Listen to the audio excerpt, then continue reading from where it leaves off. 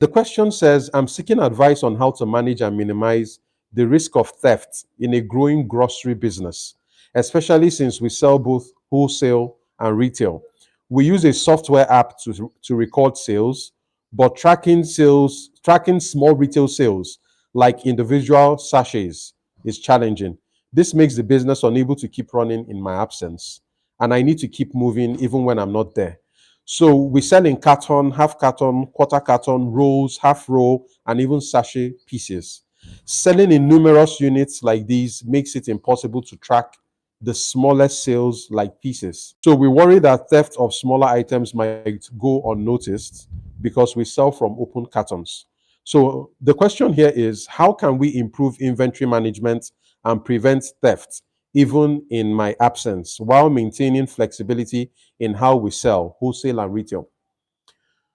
So, despite the length of the question, it's a straightforward problem to me. This is somebody who runs a trading business. Very likely, from the terms used there, this person sells fast-moving consumer goods. Everything from consumer packaged goods like milk, chocolate drinks, detergent, soaps, all those things.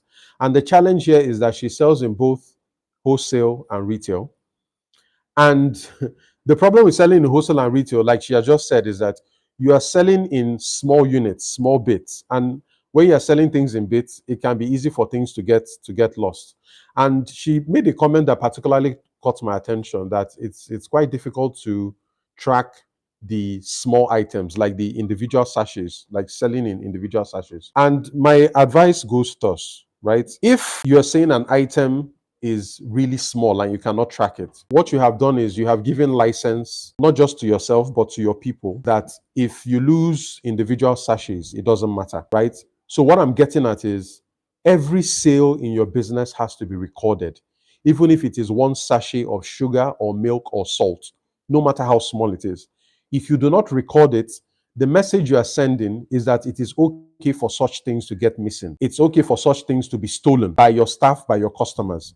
So if you are not recording something in your business, let me say it again, if you're not recording something in your business, what you are inadvertently saying is that it is okay for that thing to get missing or lost. You don't care.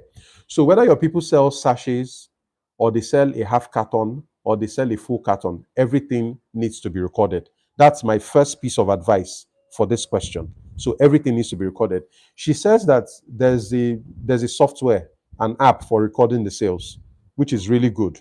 But my concern now would be, do you record everything or do you only record, right, like the carton sales? Because she says here that it's becoming difficult to track the little items. So if you have a software that you use to record sales, my assumption is that you record everything. It doesn't matter if it is one small unit or one big carton, you record everything. So the first step is you have to record everything. The second is that the way inventory can get lost, if you are, and I'm speaking to anybody on this live who may have the same issue that may concern selling items that may get missing. There's only one way goods can come into your business. If you're a trader, you sell goods. There's only one way goods can come into your business, and that is when you purchase stock, when you buy stock from your supplier. That's the only way goods can come into your business. The only official way that goods can leave your business is by sales, when you sell. That's the only official way that goods can leave your business. The unofficial ways, of course, are damages, theft, right? These are like two of the main ways. It's either something gets damaged or something gets stolen. Another way goods can leave your business is if the goods don't get sold and you need to dispose them. Again, of course, that is sales. You have to sell them or dispose them somehow. So what this means is that when you are tracking your goods, like I said before, make sure you're tracking all the sales.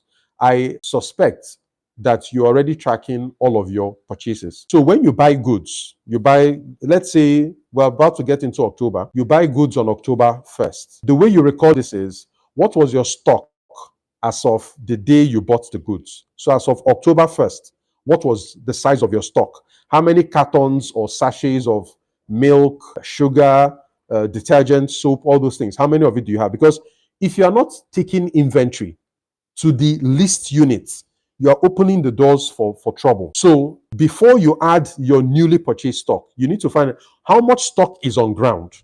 which is, and that is known officially in accounting parlance, that is known as your opening stock. So you need to know how much stock you have on ground.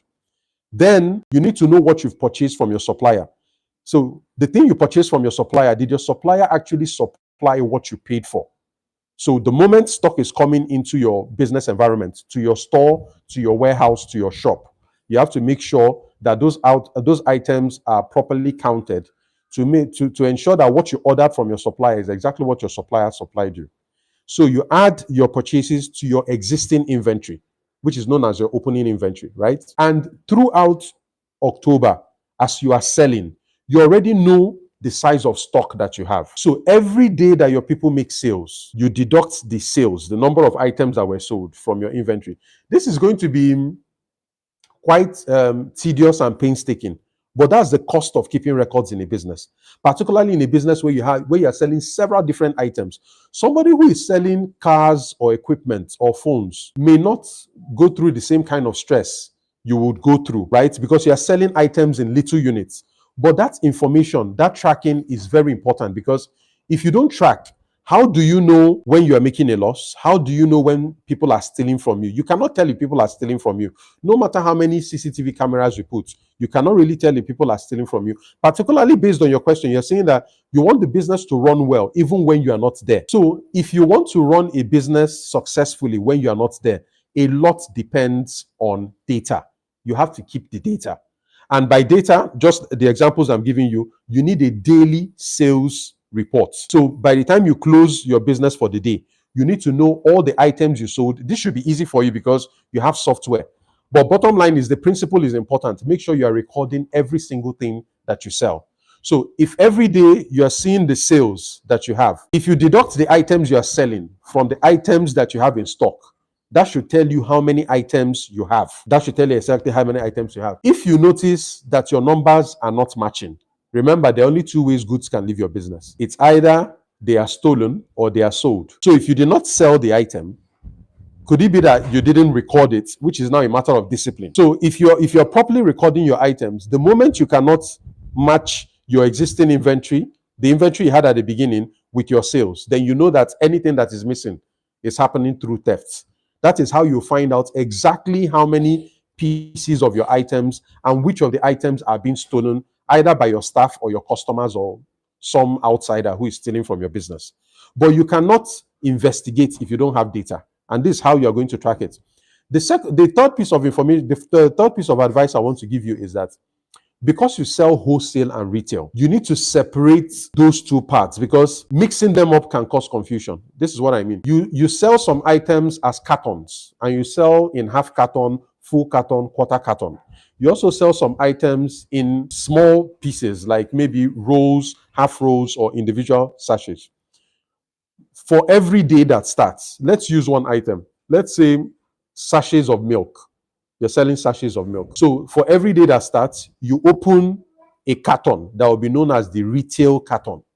That carton, the only thing you sell through that carton are retail items. People who want to buy individual sachets, people who want to buy a full roll, people who want to buy a half roll. That's what you sell from the retail carton. At the end of the day, you need to more or less balance. How much was in the carton when you opened the carton? How much is remaining? That is how you're going to keep track of that side of the retail side.